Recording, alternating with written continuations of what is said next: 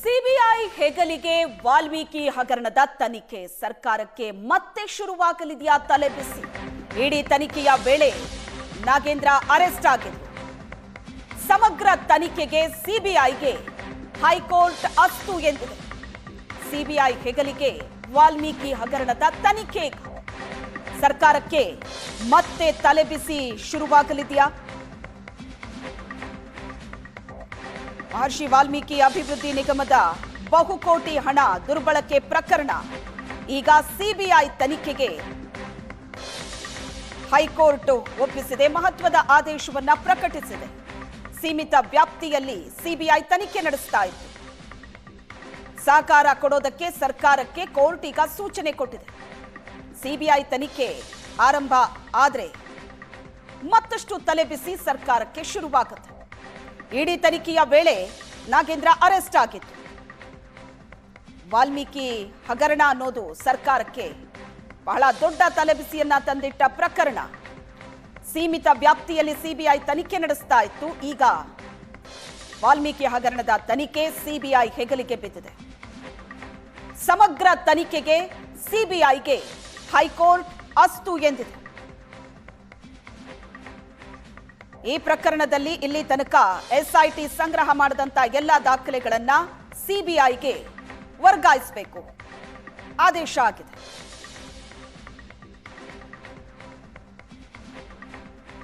ಇಡಿ ತನಿಖೆಯ ವೇಳೆ ಮಾಜಿ ಸಚಿವ ನಾಗೇಂದ್ರ ಅರೆಸ್ಟ್ ಆಗಿತ್ತು.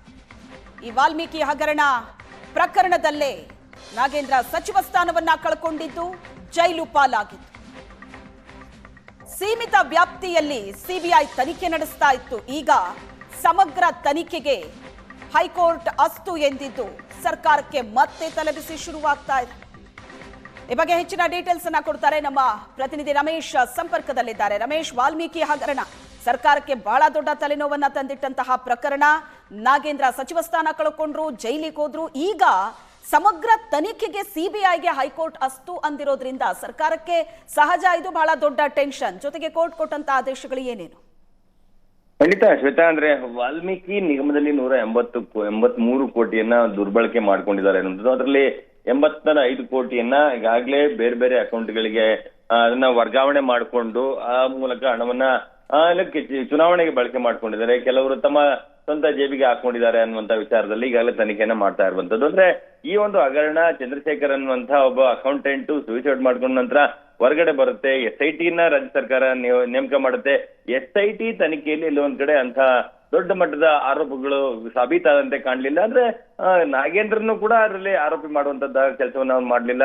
ಆದ್ರೆ ಇಡಿ ಪ್ರಕರಣವನ್ನ ತನಿಖೆಗೆ ಕೈಗೆತ್ಕೊಂಡ ನಂತರ ನಾಗೇಂದ್ರ ಅವ್ರನ್ನ ಅರೆಸ್ಟ್ ಮಾಡ್ತಾರೆ. ನಾಗೇಂದ್ರ ಸೇರಿದಂತೆ ಒಟ್ಟು 25 ಜನರನ್ನ ಅರೆಸ್ಟ್ ಮಾಡಿ ಅವರ ಏನೋ ತನಿಖೆಯನ್ನ ಮಾಡಿ ಚಾರ್ಜ್ ಶೀಟ್ ಸಲ್ಲಿಸಿದ್ದಾರೆ. ಈ ಮಧ್ಯೆ ಕೆಲ ಮುಖಂಡರು ಅಂದ್ರೆ ಬಸನಗೌಡ ಪಾಟೀಲ್ ಯತ್ನಾಳು ಜೊತೆಗೆ ಅರವಿಂದ್ ಲಿಂಬಾವಳಿ ಅವರು ಮತ್ತೆ ಕುಮಾರ್ ಬಂಗಾರಪ್ಪ ಅವರು ಹೈಕೋರ್ಟ್ಗೆ ಹೋಗುವ ಮೂಲಕ ಈ ಒಂದು ಪ್ರಕರಣವನ್ನ ಸಮಗ್ರವಾದಂತ ತನಿಖೆನ ಸಿಬಿಐಗೆ ಕೊಡಬೇಕು ಅನ್ನುವಂತ ನಿಟ್ಟಿನಲ್ಲಿ ಒಂದು ಏನೋ ಮನವಿಯನ್ನ ಮಾಡ್ಕೊಂಡಿದ್ರು. ಅದ್ರಲ್ಲಿ ಯಾಕಂದ್ರೆ ರಾಜ್ಯ ಸರ್ಕಾರ ತನಿಖೆಯನ್ನ ಮಾಡ್ತಾ ಇದೆ, ಅಂದ್ರೆ SIT ಮೂಲಕ ಮಾಡಿಸ್ತಾ ಇದೆ. ಅದು ಎಲ್ಲ ಒಂದ್ ಕಡೆ ಸರಿಯಾದಂತ ದಾರಿಗೆ ಹೋಗ್ತಾ ಇಲ್ಲ. ಆದ್ರೆ ಸಿಬಿಐ FIR ದಾಖಲು ಮಾಡ್ಕೊಂಡ್ರು ಕೂಡ ಕೇವಲ ಬ್ಯಾಂಕ್ ಒಳಗಡೆ, ಬ್ಯಾಂಕಿನ ವ್ಯಾಪ್ತಿಗೆ ಒಳಗಟ್ಟಂತೆ ಅಲ್ಲಿ ನಡೆದಿರುವಂತಹ ವ್ಯವಹಾರದ ಮಾತ್ರ ನೋಡ್ತಾ ಇರುವಂತದ್ದು. ಹಾಗಾಗಿ ಇಡೀ ಪ್ರಕರಣದ ಸಂಪೂರ್ಣವಾದ ತನಿಖೆಯನ್ನ ಮಾಡೋಕೆ ಒಂದು ಸೂಚನೆಯನ್ನ ಕೊಡಬೇಕು. ಜೊತೆಗೆ ಹೈಕೋರ್ಟ್ ಮೇಲ್ವಿಚಾರಣೆಯಲ್ಲಿ ಈ ಒಂದು ತನಿಖೆ ನಡೀಬೇಕು ಅನ್ನುವಂತ ಒಂದು ಮನವಿಯನ್ನ ಮಾಡ್ಕೊಂಡಿದ್ರು. ಮತ್ತೆ ರಾಜ್ಯ ಸರ್ಕಾರ ಸಿಬಿಐ ತನಿಖೆ ನಡೆಯುವಂತ ಸಂದರ್ಭದಲ್ಲಿ ಸಂಪೂರ್ಣವಾದ ಸಹಕಾರವನ್ನು ಕೊಡಬೇಕು. ಅಂದ್ರೆ ದಾಖಲೆಗಳನ್ನ ಒದಗಿಸಬೇಕಾಗತ್ತೆ. ಒಂದು SITಯಲ್ಲಿ ಆಗಿರುವಂತ ತನಿಖೆ ಆಗಿರುವಂತ ದಾಖಲೆಗಳು ಸೇರಿದಂತೆ ಸರ್ಕಾರದ ಇಲಾಖೆಗಳಲ್ಲಿ ಮತ್ತೆ ಸರ್ಕಾರದ ಮಟ್ಟದಲ್ಲಿ ಇರುವಂತಹ ದಾಖಲೆಗಳನ್ನ ವಹಿಸಬೇಕು ಅನ್ನುವಂತ ನಿಟ್ಟಿನಲ್ಲಿ ಕೂಡ ಒಂದು ಸೂಚನೆ ಕೊಟ್ಟಿರುವಂತದ್ದು. ಹಾಗಾಗಿ ಹೈಕೋರ್ಟ್ ಸೂಚನೆಗೆ ಈಗ ಬದ್ಧವಾಗಿ ರಾಜ್ಯ ಸರ್ಕಾರ ಸಿಬಿಐ ತನಿಖೆಗೆ ಸಹಕರಿಸಬೇಕಾಗುತ್ತೆ. ಆದ್ರೆ ಈ ಮಧ್ಯೆ ನಾಗೇಂದ್ರ ಈಗಾಗಲೇ ಇಡಿಯಲ್ಲಿ ಅರೆಸ್ಟ್ ಆಗಿ ಜೈಲಿಗೆ ಹೋಗಿ ವಾಪಸ್ ಬಂದಿದ್ದಾರೆ. ಆದ್ರೆ ಸಿಬಿಐ ತನಿಖೆ ಶುರುವಾದ್ರೆ ಮತ್ತೊಂದು ಸುತ್ತಿನ ತಲೆನೋವು ಆಗುತ್ತೆ. ಮತ್ತೆ ನಾಗೇಂದ್ರ ಅವ್ರನ್ನ ಕೂಡ, ಯಾಕೆಂದ್ರೆ ಇದರಲ್ಲಿ A1 ಆರೋಪಿ ಅಂತ ಹೇಳಿ ಇಡಿ ತೋರಿಸಿರುವಂತದ್ದು, ಪ್ರಮುಖವಾಗಿ ನಾಗೇಂದ್ರ ಅವರ ಪಾತ್ರ ಇದೆ ಅಂತ ಹೇಳಿ ಈ ಮೇಲ್ನೋಟ ಕಂಡು ಬಂದಿರುವಂತದ್ದು. ಹಾಗಾಗಿ ಸಿಬಿಐ 2ನೇ ಸುತ್ತಿನಲ್ಲಿ ಮತ್ತೆ ಈಗೇನು ನಾಗೇಂದ್ರ ಅವರಿಗೆ ನೋಟಿಸ್ ನೀಡುವಂತದ್ದಾಗ್ಲಿ ಮತ್ತೆ ಅವ್ರನ್ನ ವಶಕ್ಕೆ ಪಡೆಯುವಂತ ಸಾಧ್ಯತೆಗಳು ಕೂಡ ಇರುವಂತದ್ದು. ಜೊತೆಗೆ ಈ ಒಂದು ನಿಗಮದ ಅಂದ್ರೆ ಅಧ್ಯಕ್ಷರಾಗಿದ್ದಂತ ಶಾಸಕ ಬಸನಗೌಡ ದದ್ದಲೇನಿದ್ದಾರೆ ಅವ್ರಿಗೂ ಕೂಡ ಒಂದು ತಲೆಬಿಸಿ ಆಗುವಂತ ಸಾಧ್ಯತೆಗಳು ಕೂಡ ಇರುವಂತದ್ದು. ಯಾಕೆಂದ್ರೆ SIT ಕರೆದು ಅವ್ರಿಗೆ ಒಂದು ಹೇಳಿಕೆಯನ್ನು ಪಡ್ಕೊಳ್ಳುವಂತ ಕೆಲಸಗಳನ್ನು ಮಾಡ್ತು. ಇಡಿ ಮಾತ್ರ ಅವ್ರ ಹೇಳಿಕೆಯನ್ನು ಪಡ್ಕೊಂಡಿತ್ತು. ಆದ್ರೆ ಸಿಬಿಐ ವ್ಯಾಪ್ತಿಗೆ ಬಂದಾಗ, ಯಾಕಂದ್ರೆ ಇದು ಸಿಬಿಐ ಒಂದು corruption prevention of corruption act ಅಡಿ ಕೆಲಸವನ್ನ ಮಾಡುತ್ತೆ.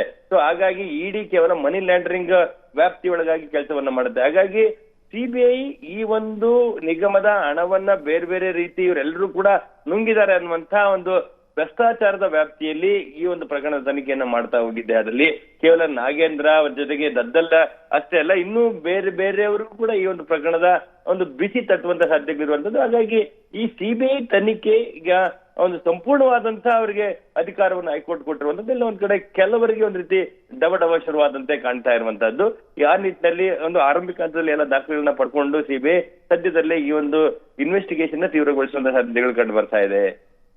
Yes, thank you, Ramesh, ನಿಮ್ಮೆಲ್ಲ ಡೀಟೇಲ್ಸ್.